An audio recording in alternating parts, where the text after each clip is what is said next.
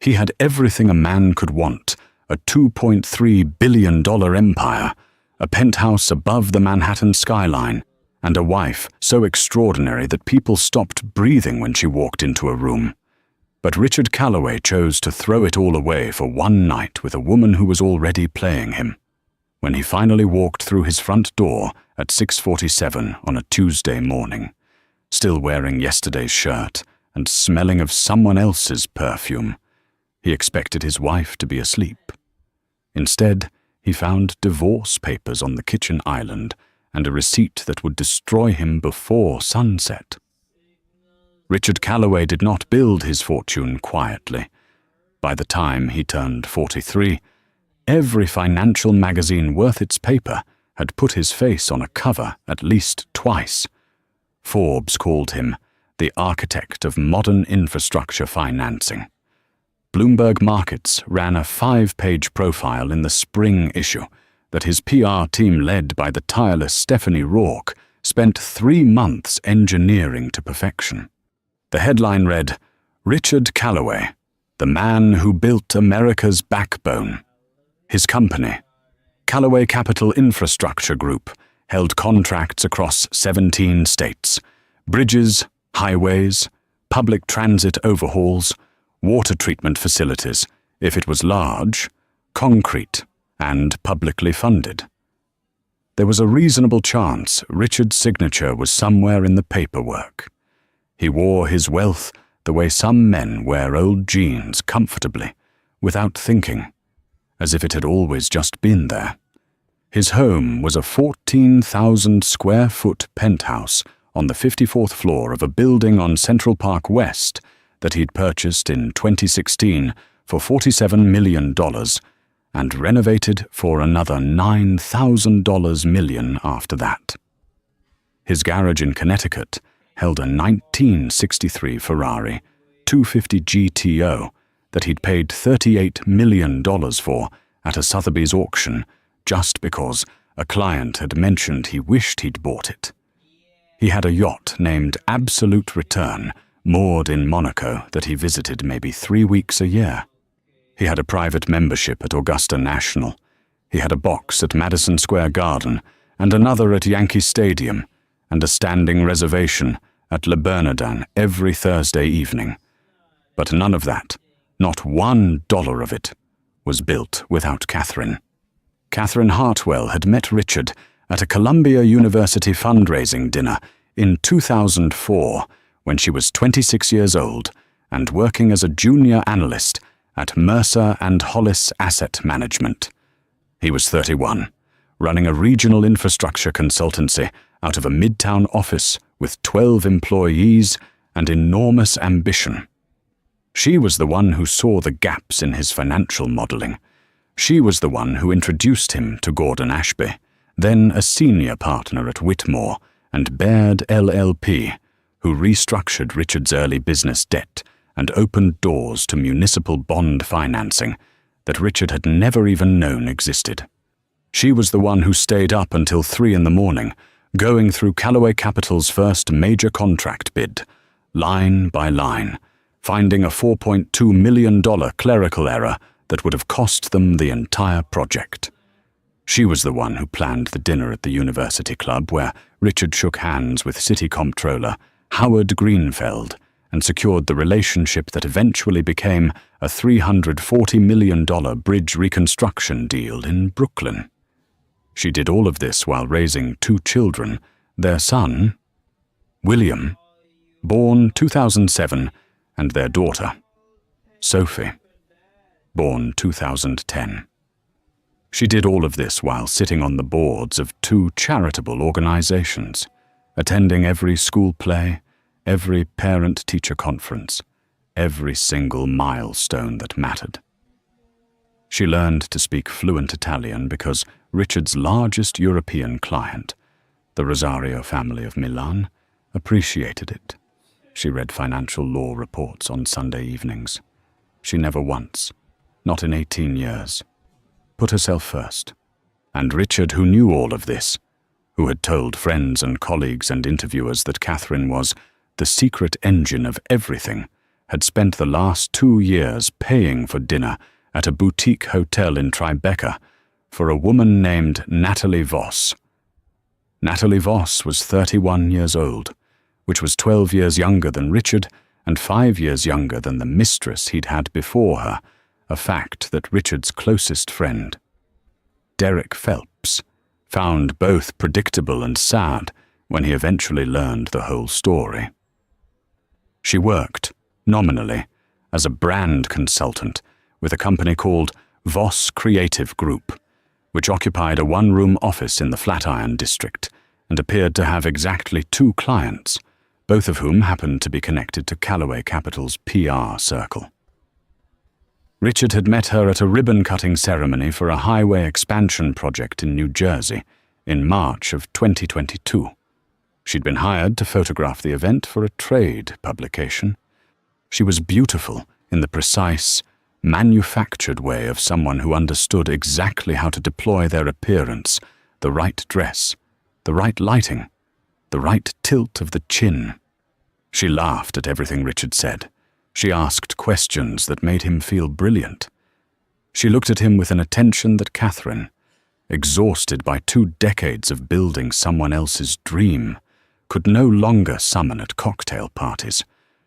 What Richard did not know, what he would not discover until his entire world had already collapsed around him, was that Natalie Voss was not merely a woman who had fallen for a powerful man.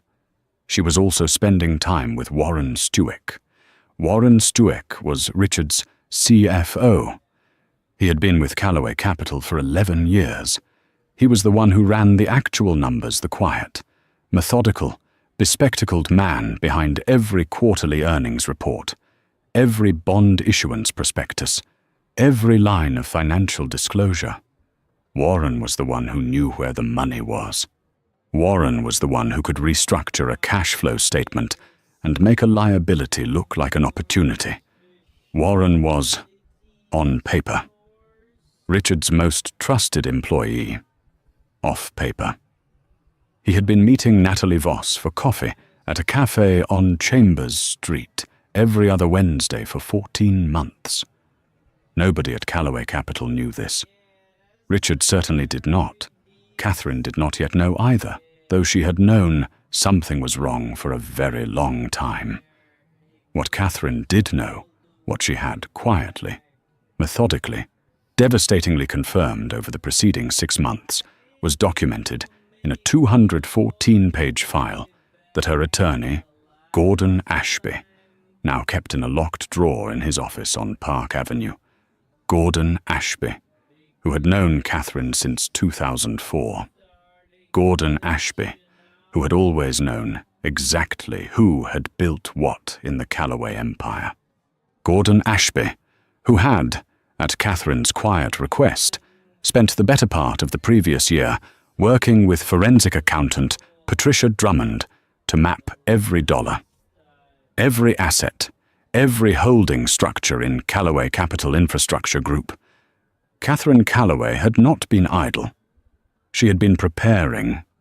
It was a Tuesday in early November, and the city was doing that thing it does in early November, cold air with the ghost of warmth still in it. The last yellow leaves on the trees in the park catching the streetlights like small pieces of fire. Richard had told Catherine he was attending a client dinner. He said it the way he always said it now, briefly, while checking his phone, coat already on, barely meeting her eyes. Late night, don't wait up. Catherine had said nothing. She'd simply looked at him for a long moment, the kind of look that holds 1,000 things beneath its surface, and then nodded once and walked back toward the kitchen. He had taken a car to the Harlow Hotel on Warren Street in Tribeca, Suite 1104. He knew the room number by heart. He'd been there 11 times in the past 18 months. The concierge there, a young man named Paul, had learned not to make eye contact. What Richard did not know was that the private investigator, Catherine, had retained a former NYPD detective named Leonard Bask, who operated a discreet firm out of a second-floor office in Chelsea, had already documented 8 of those 11 visits. Leonard Bask had photographs. He had GPS data pulled from the location services on Richard's company phone. He had credit card records specifically. The records from a secondary American Express card registered to a shell entity called CCI Hospitality LLC, which Warren Stueck had quietly established 2 years earlier. He had timestamps. He had a floor plan. He had everything that Tuesday. Richard arrived at the Harlow at 7:14 in the evening. He had champagne sent up. He ordered room service the tuna crudo and the dry-aged New York strip. He was, by all accounts, relaxed. Happy, even. A man who believed he had successfully separated his life into 2 clean compartments. Natalie was already there when he arrived. She kissed him at the door and took his jacket and filled his glass and listened while he talked about a new contract bid in Phoenix, a $600 million water infrastructure project he was certain they would win. She told him he was extraordinary. She refilled his glass. She was, as always, perfectly calibrated. What neither of them knew was that at almost the exact same time. Warren Stueck was sitting in a rented conference room in Midtown, presenting a document to a private equity firm named Halcyon Ridge Partners. The document was a detailed restructuring proposal for Callaway Capital Infrastructure Group, a restructuring proposal that Warren had been preparing for 18 months. A restructuring proposal that, if executed, would transfer effective operational control of the company's most profitable municipal contracts, 3 specific projects worth a combined $890 million, into a newly formed entity called Meridian Infrastructure Holdings, LLC, an entity in which Warren Stueck held a 34% stake, an entity in which Natalie Voss's father, Thomas Voss, a commercial real estate attorney from Scottsdale, Arizona, held another 12% stake through a trust. Warren Stueck had not been seduced by Natalie Voss. He had been coordinating with her. The relationship with Richard was the distraction. The affair was the mechanism. While Richard was emotionally compromised, financially overconfident, and conveniently distracted, Warren had been quietly moving pieces into position, and the Halcyon Ridge meeting was the end game. He needed their capital injection, approximately $200 million, to finalize the restructuring before Richard ever realized what was happening. But there was something Warren had not accounted for. Patricia Drummond. Because Patricia Drummond, the forensic accountant that Gordon Ashby had hired on Catherine's behalf, had been following the same financial thread that Warren was pulling.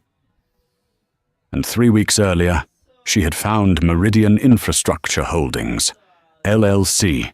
She had found Thomas Voss. She had found the CCI Hospitality, LLC shell. She had found everything, and she had put it all in the report, the 214-page report in the locked drawer on Park Avenue. Richard Callaway left the Harlow Hotel at 6:31 in the morning. He had slept poorly, not from guilt, which might have been understandable, but from a low-grade anxiety he couldn't name, the kind that settles in the chest without an obvious source. He dressed in the bathroom, avoiding the mirror more than usual. He took the elevator down alone and walked through the lobby without looking at Paul, who was not at the desk anyway, because the morning shift had already started and the night man had gone home. He got into the black Escalade that his driver, Marcus Webb, had waiting on the curb. Marcus said good morning and nothing else, because Marcus was a professional and because he had been driving Richard Callaway for 6 years and understood the shape of the man's silences. They drove uptown. The park was grey-blue in the early light. A woman was running along the reservoir path in a yellow jacket. 2 cyclists passed the car going the other direction.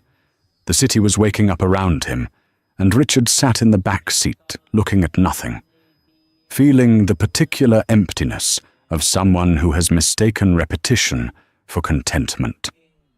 He arrived at the building on Central Park West at 6:47 a.m. He took the private elevator to the 54th floor. The penthouse was quiet when he opened the door. The lights in the entryway were on, not just the low automatic lights that stayed on all night, but the full overhead lights, warm and deliberate. Someone was awake. He hung his coat. He loosened his tie. He walked down the hall toward the kitchen and stopped in the doorway. Catherine was sitting at the kitchen island. She was dressed not in pajamas or a robe, but dressed in dark trousers and a grey cashmere sweater, her hair pulled back neatly, her hands folded on the countertop in front of her. She looked as if she were about to conduct a board meeting. She looked as if she had slept perfectly and woken early, by choice, because there were things to attend to. In front of her on the island were 3 items. The first was a manila envelope, thick with papers, with the words Callaway V, Callaway printed on a label across the top, and Gordon Ashby's firm letterhead in the corner. The second was a single sheet of paper, a hotel receipt. Suite 1104, the Harlow, Warren Street, Tribeca, printed in the center of it. In blue ink was the total $1,847. The third was a USB drive. Richard looked at all 3 items and then looked at his wife. Catherine looked back at him with an expression that was not angry, not devastated, not tearful. It was something far more difficult to argue with. It was the expression of someone who has already processed their grief privately, thoroughly, alone, and has arrived at the other side of it. "You should sit down," she said quietly. He sat. "Those," she said, nodding toward the documents, "are the divorce papers. Gordon filed them this morning at 7. You'll receive the official notification at your office email within the hour." She paused. "There are things in there you need to read carefully. I'd strongly suggest you call your own attorney before doing anything else." Richard stared at the envelope. He had not yet touched it. "Catherine, the USB drive," she continued, as if he hadn't spoken, "contains the full report from Patricia Drummond. She's a forensic accountant. She's been examining Callaway Capital's financials for 6 months. Another pause. "You should look at it before your 9 o'clock. He looked up. "What 9 o'clock? "Warren has a standing Monday, Wednesday, Friday morning check-in with you. But today is Tuesday, so he'll be at his desk early, managing the fallout from last night." She watched his face. "He was at a meeting with Halcyon Ridge Partners last night. Richard, while you were at the Harlow." Something shifted in his expression. The color went out of it. "He's been restructuring your company," Catherine said, "for 18 months. And Natalie Voss, or more specifically, her father, Thomas Voss, an attorney in Scottsdale, is involved. You should look at the USB drive." She stood up from the island. She picked up her handbag from the stool beside her, smoothly, as if she were simply heading out for coffee. "The children know I'm the one filing," she said, pausing at the kitchen doorway. "I spoke with William last night. Sophie is at school. I'd appreciate it if you spoke with her this evening and kept it calm." She looked at him one more time, a look that held. Beneath its composure, the enormous weight of 2 decades. "I hope you get ahead of the Warren situation before it becomes public. I really do. I don't want the company to collapse. People's livelihoods depend on it." And then she walked out. Richard sat alone in his $56 million kitchen in his $56 million penthouse and looked at the hotel receipt and the divorce papers and the USB drive. From somewhere in the building below, he could hear the faint sound of the city traffic. A distant horn, someone's delivery buzzer going on exactly as it always had. He sat there for 11 minutes without moving. Then he reached for the USB drive.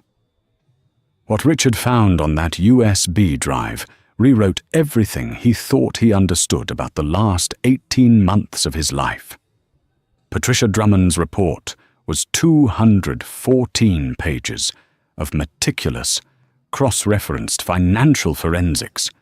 It had been organized into 7 sections, each one more damaging than the last, and each one supported by primary source documentation, bank records, wire transfer confirmations, corporate filings, email, metadata, and in 3 separate cases, recorded phone calls that Leonard Bask's team had obtained through entirely legal means from a third-party communication archiving service that Callaway Capital had been using for regulatory compliance purposes. The structure of what Warren Stewart had built was both elegant and infuriating. It had started with CCI Hospitality, LLC, the shell company that had been paying for Richard's hotel visits. This was, Patricia Drummond noted in page 12 of the report, not accidental.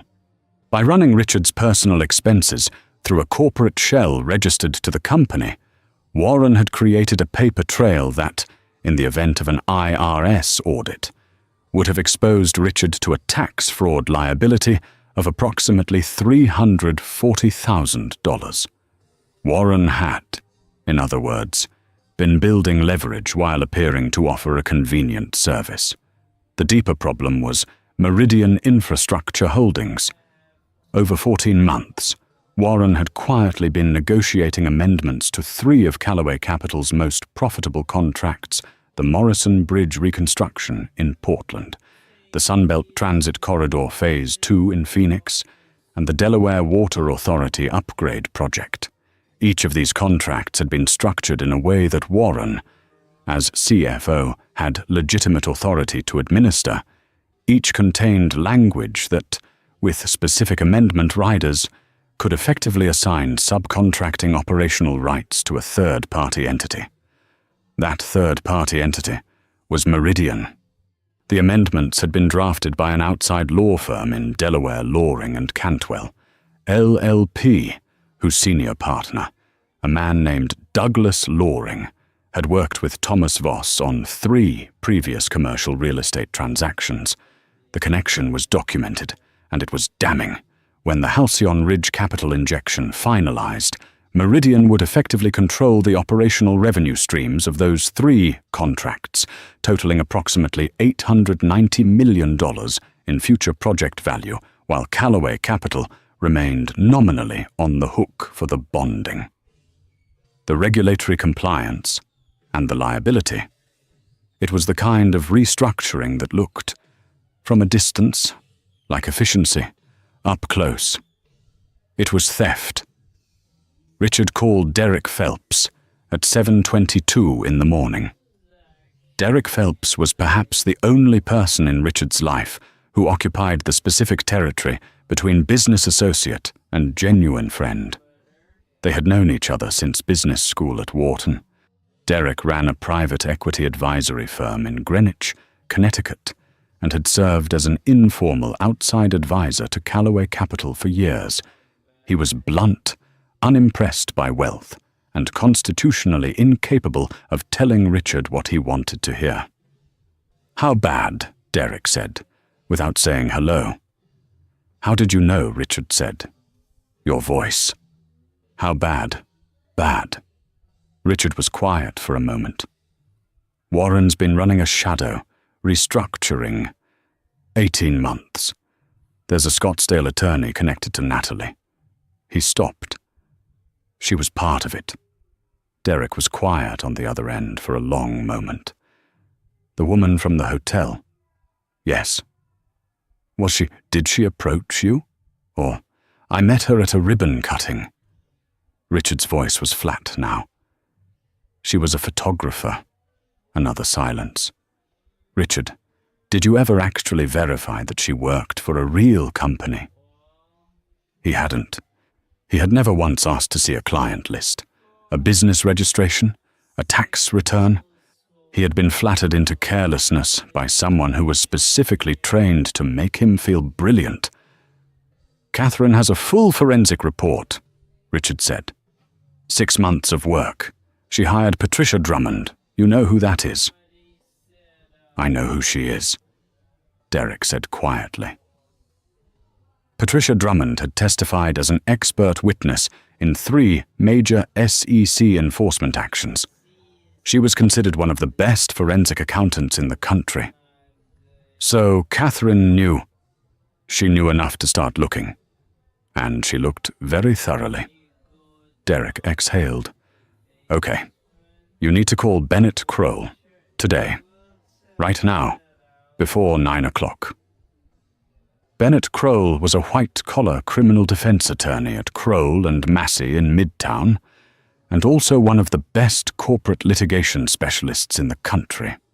If Halcyon Ridge closes that capital round, you could be looking at breach of fiduciary, potentially fraud if the amendment riders misrepresent anything in the original contracts, and you need someone who can also handle the divorce proceeding on the asset side.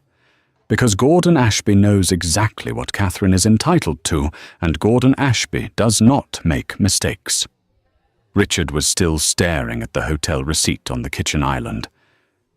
"She told me," he said slowly. "She actually told me I should get ahead of the Warren situation, before it goes public.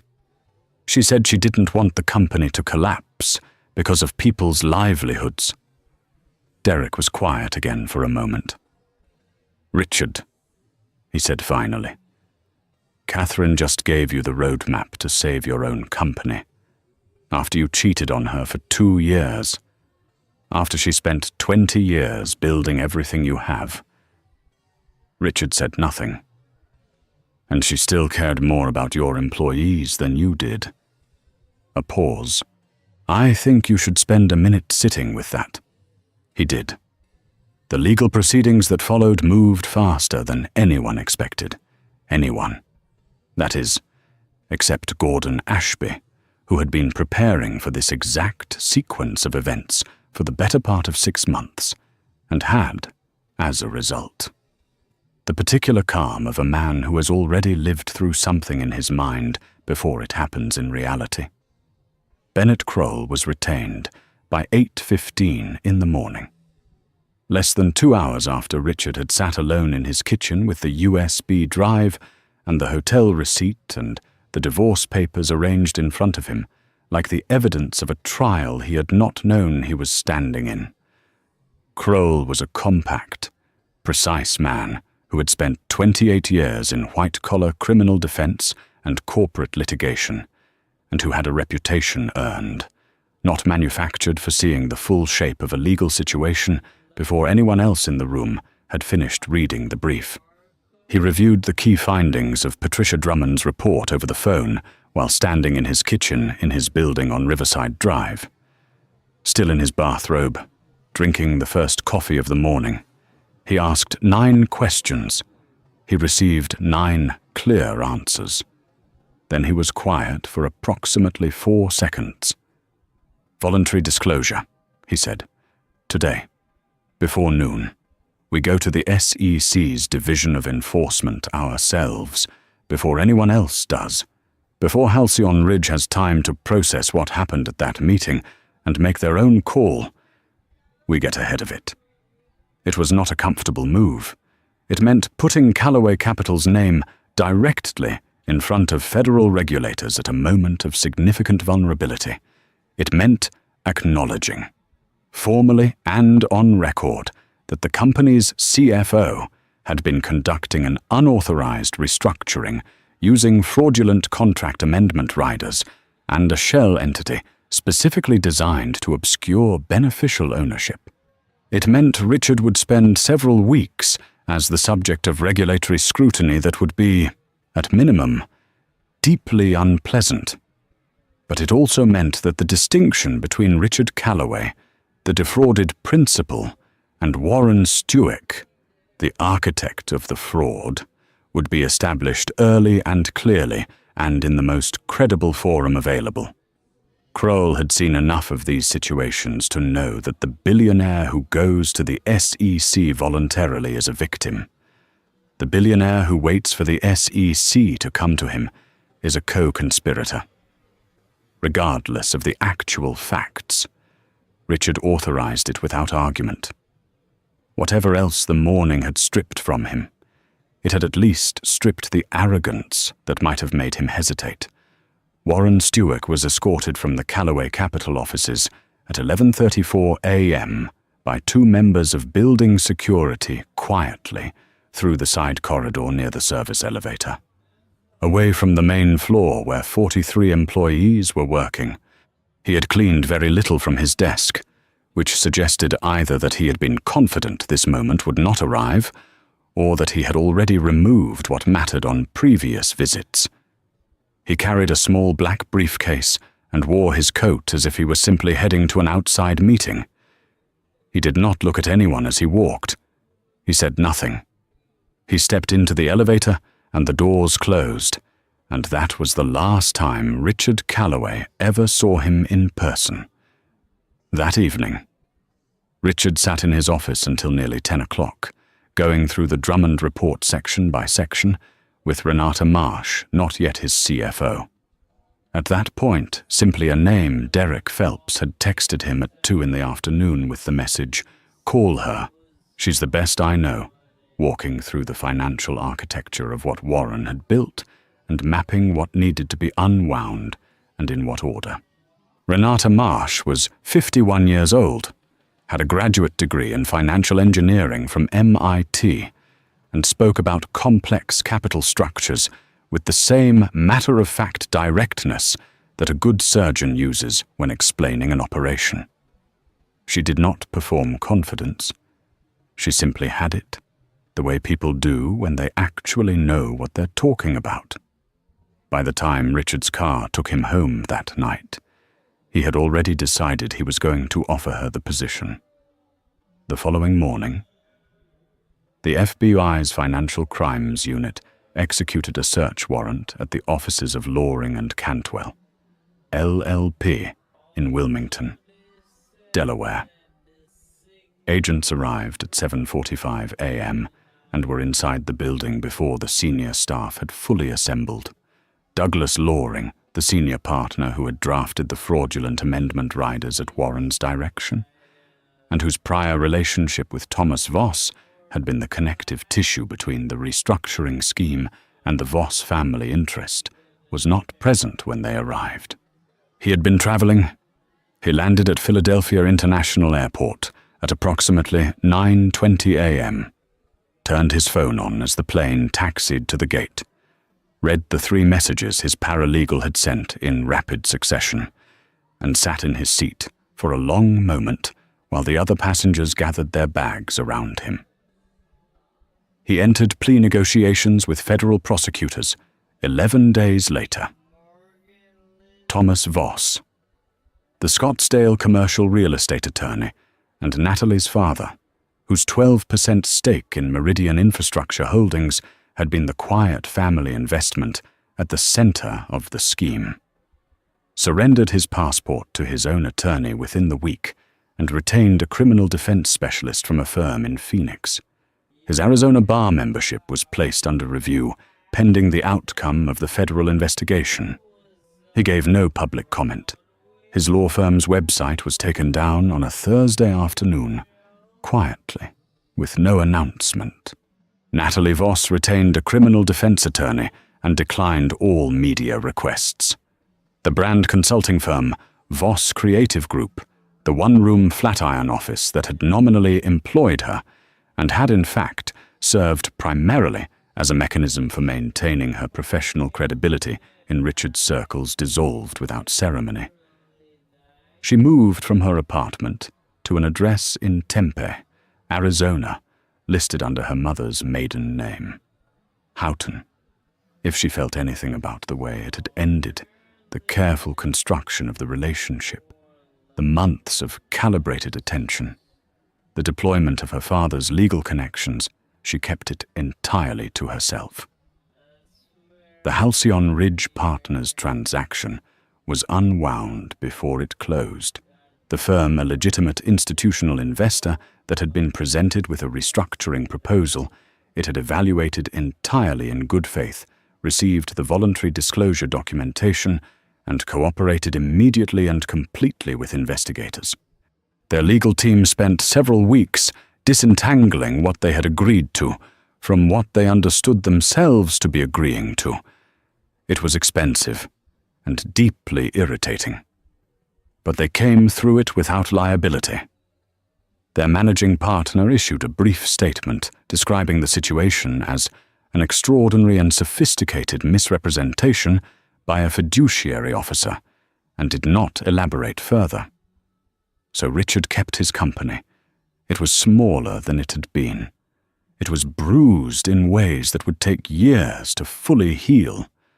The reputational work alone would occupy Stephanie Rourke and her entire PR team for the better part of 2 years.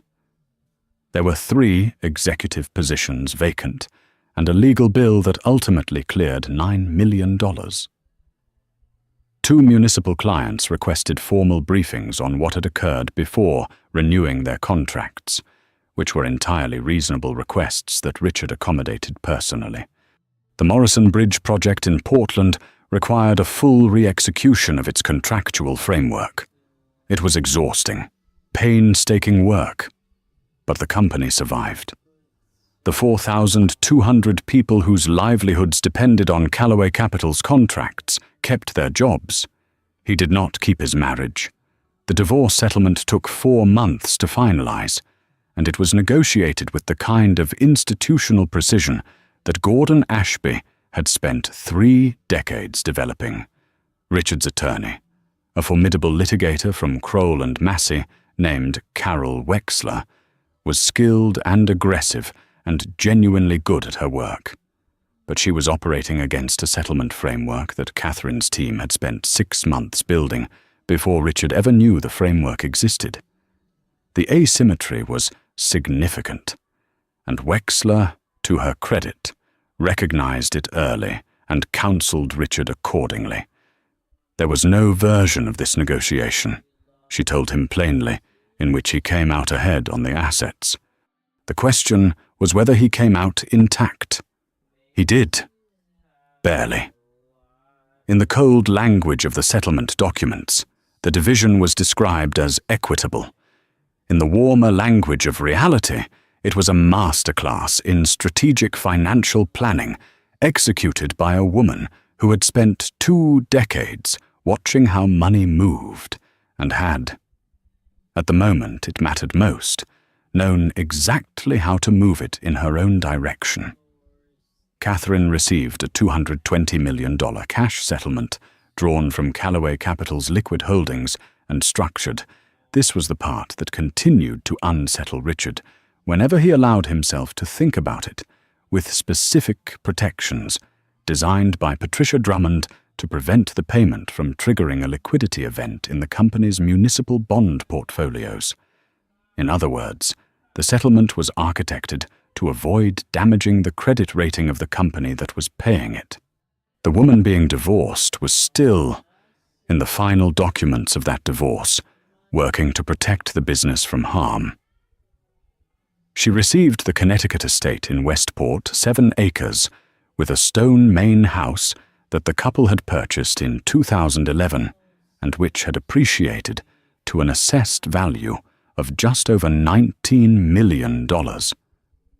She received the family's art collection, which Sylvie Carre, the New York gallerist who had helped them build it over 15 years, later appraised at approximately $11 million.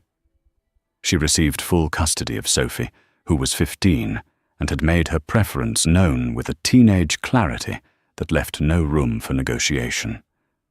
She received shared custody arrangements for William, who was 17 and had told his father, in a conversation that Richard described to Derek as the most painful 20 minutes of his adult life.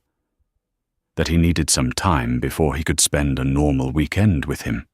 She received a 7% non-voting equity stake in Callaway Capital Infrastructure Group, entitling her to proportional dividends in perpetuity. Gordon Ashby had negotiated this with the patience and precision of a man who understood exactly what the company was worth now and approximately what it would be worth in 10 years. If the company recovered, and the fundamentals, with the Warren damage removed, were still genuinely solid, that 7% stake would eventually represent somewhere between $150 and $200 million in value.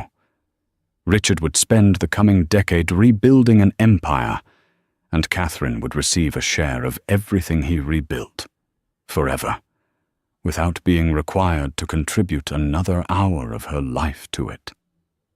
Derek Phelps. When Richard walked him through this particular element of the settlement, was quiet for a long moment. "She basically secured a passive income stream from your future labor," he said, "and built it into the divorce documents as compensation for her past labor." He paused.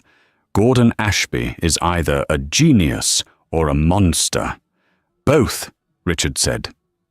At the signing, in Gordon Ashby's conference room on a grey afternoon in mid-March, Richard and Catherine sat on opposite sides of a long mahogany table.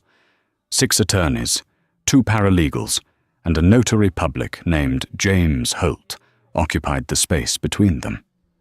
The room smelled of printer paper and cold coffee. A window on the north wall showed a narrow strip of sky the colour of old pewter. Richard had rehearsed something to say. He had turned different sentences over in his mind for weeks, searching for the one that would be honest without being self-serving, remorseful without being theatrical, adequate without being presumptuous.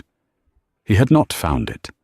Sitting across from Catherine now, who was reading the final settlement page with the same careful, line-by-line attention she had once given to his contract bids at 3 in the morning, he understood why. There was no sentence. There was no combination of words assembled in any order that bridged what existed between where they had been and where they were now. The distance was not made of anger. It was made of time, of all the mornings he had not been present for, of all the work she had done that he had received as his due without understanding it as a gift. He signed the papers. She signed the papers. The notary stamped the documents and stacked them neatly and said something professional and quiet to Gordon Ashby. Catherine stood, thanked Gordon, shook hands with Carol Wexler, a firm, brief handshake with the courtesy of someone who respects competence, even in opposition, gathered her coat from the back of her chair, and walked out of the conference room. Richard watched her through the glass wall as she moved through the reception area. Her steps were even and unhurried. She paused briefly to say something to Gordon's assistant, who laughed softly at whatever it was. She did not look back toward the conference room. She stepped into the elevator. The doors closed, and Richard Callaway sat in the mahogany and cold coffee silence of the room where his marriage had just formally ended, surrounded by attorneys who were already gathering their papers, and understood with a completeness he had never felt about anything exactly what he had lost, and exactly how long ago he had lost it. In the months after the divorce, Richard Callaway did something that surprised the people who knew him. He got quiet, not depressed, or at least, not obviously, clinically depressed, though Derek Phelps worried and said so, and Richard's physician, Dr. Ann Walzer, scheduled extra quarterly check-ins that year. But quiet in the way of a man who has had a very loud internal experience and is still listening to the echo of it. He stopped going to Augusta. He sold the yacht not for financial reasons, but simply, as he told Derek, because he couldn't stand the idea of being on it without understanding why he'd wanted it in the first place. The Ferrari stayed in the garage in Connecticut, in the house that was no longer his. He continued running Callaway Capital. He hired a new CFO, a woman named Renata Marsh, who had been the CFO of a mid-size infrastructure firm in Chicago and came with excellent references and zero connection to anyone named Voss or Loring. He restructured the company's governance, adding 2 new independent directors and an outside audit committee chaired by a former SEC enforcement officer named Gerald Taft. He was, by every external measure, running the business better than he had before. He called William twice a week. He drove up to Westport on the agreed-upon weekends and sat across from his son at a kitchen table that was no longer his kitchen and ate food that Catherine had. With a generosity that continued to unsettle him, often left prepared so that Richard wouldn't have to navigate cooking in a kitchen he didn't know. He helped Sophie with her history essays over video call. He showed up. He understood with the clarity that tends to arrive only after catastrophe. The first time in years he had genuinely shown up. Catherine, for her part, didn't retreat. That was the thing about her that everyone who knew her had always understood. The retreating was never in her nature. She joined the board of a foundation called the Hartwell Education Initiative, which she established using a portion of her settlement and which funded scholarships for first-generation college students in underserved communities across 5 states. She took on a consulting role with a municipal finance advisory firm in Boston. She traveled to Florence in April with her best friend Diane Mercer, to Kyoto in September, alone, which she described in a text to Diane as the best decision I have made in years. She was not visibly devastated. She was, instead, the way a person is when they have been compressed by something enormous and have come out the other side with a density they didn't have before. More herself than ever. More certain of exactly who she was and what she valued. Richard came across an interview she gave in late October, not a major profile. Just a brief conversation with a non-profit publication about the Hartwell Education Initiative, in which the interviewer asked her what she had learned from the hardest chapter of her life. She had said, simply, "I learned that I had always been capable of more than I was being asked to do. The lesson was painful, but the lesson was real." He read that sentence 4 times. In November, almost exactly a year after the morning he had come home to the divorce papers and the hotel receipt and the USB drive, Richard sat in his office on the 42nd floor of a building on 6th Avenue and looked at the city through the floor-to-ceiling windows and tried to take an honest accounting of himself. He had $2.3 billion, give or take. He had a company that was recovering. He had his children's cautious, conditional, still present love. He had his health. He had his name on a building. He had been handed the precise roadmap to save his company by the woman he had wronged. He had been protected unknowingly, instinctively by someone who could have allowed the entire structure to collapse with a few different choices in those divorce negotiations, and had instead, out of some combination of integrity and sheer professionalism, designed a settlement that preserved the things worth preserving. He had been left not by a woman who wanted to destroy him. He had been left by a woman who had decided, finally and completely, to stop building things for someone who did not deserve them. Derek Phelps came by the office that afternoon. He had a habit of appearing in person when the conversations required it, and they sat with whiskey. Neither of them was really drinking, and looked at the city together. "She's speaking at a Columbia event next month," Derek said eventually. "On infrastructure financing, The dean specifically requested her. Richard nodded slowly. "She's going to be remarkable," he said. "She always was," Derek said. Richard turned the glass in his hands. "I knew that. That's the part that I'll never. I knew exactly what she was. And I still—" "Yes," Derek said. Simply, not unkindly. They sat with that for a while. Below them, the city moved in its relentless, indifferent way. There is a version of this story that the business press eventually told a streamlined version involving corporate fraud, a rogue CFO, and a billionaire who narrowly saved his company from an inside job. The Wall Street Journal ran it under the headline, "Callaway Capital Survives Stunning Internal Betrayal." Bloomberg had a slightly different angle, how a forensic accountant uncovered a $890 million infrastructure fraud. Several financial podcasts dissected the Warren Stewart case as a cautionary tale about CFO oversight and governance gaps.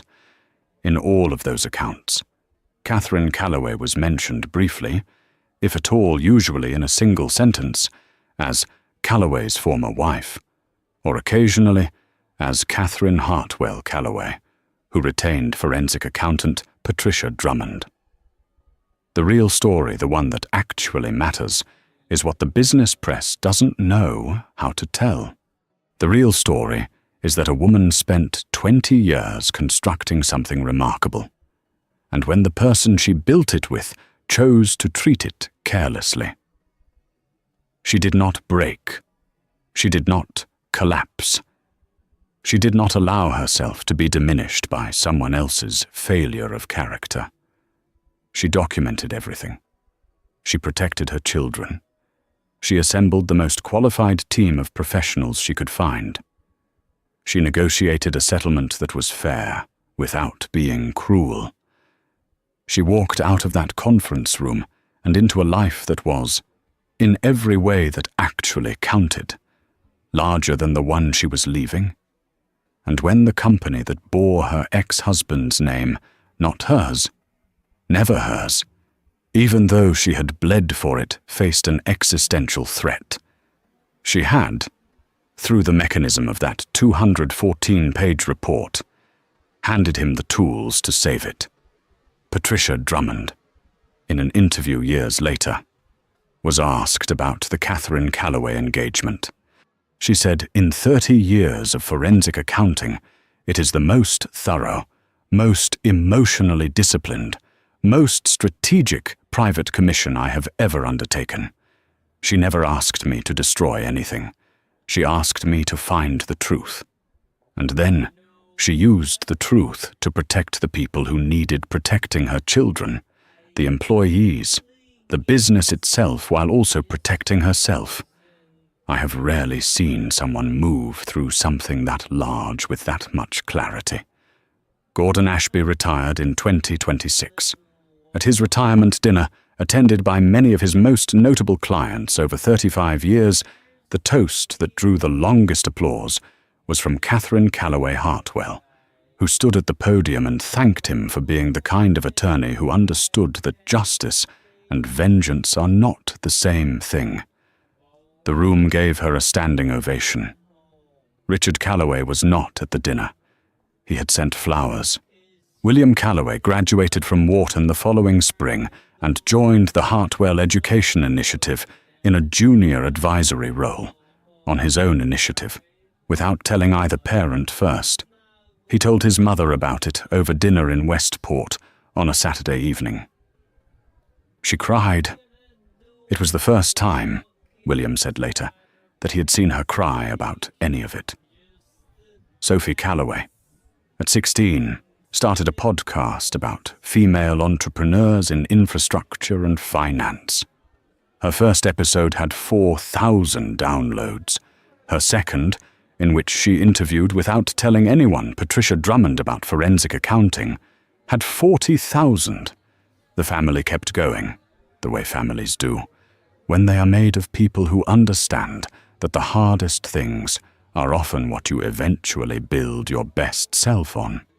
Of all the details in this story, the $890 million fraud, the 214-page forensic report, the FBI warrants, the settlement documents, the one that people always find most startling is the simplest.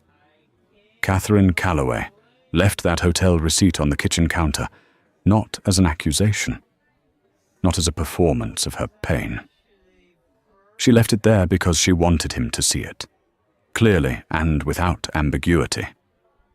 For exactly what it was, a piece of paper that proved a very small, very ordinary thing that a man with $2 billion had spent $1,847 on dinner and a hotel room to be with someone who was using him.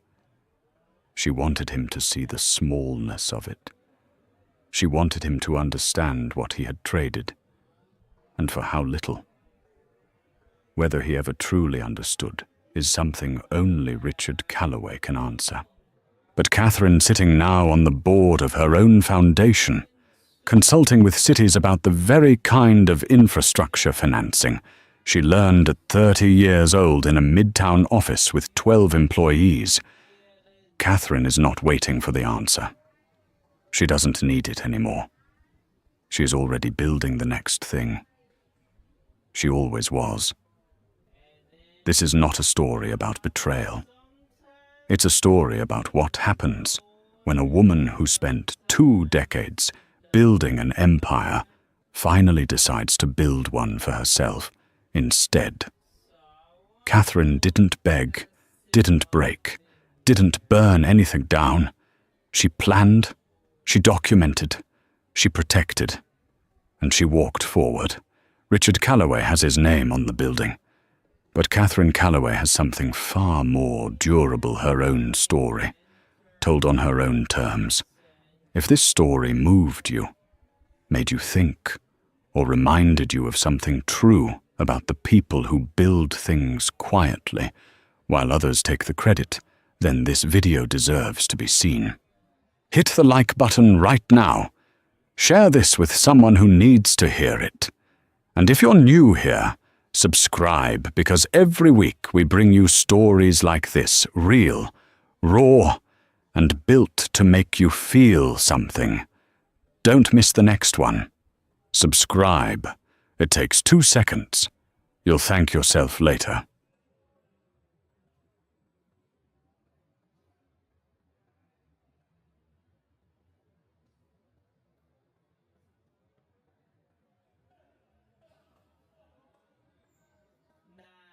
We're not ready to go home yet, Michelle. We're not. We're not.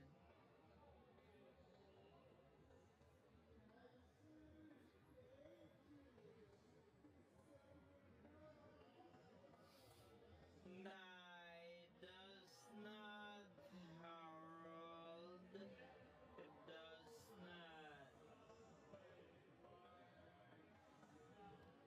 Ron is saying good luck. Yeah, I know, right?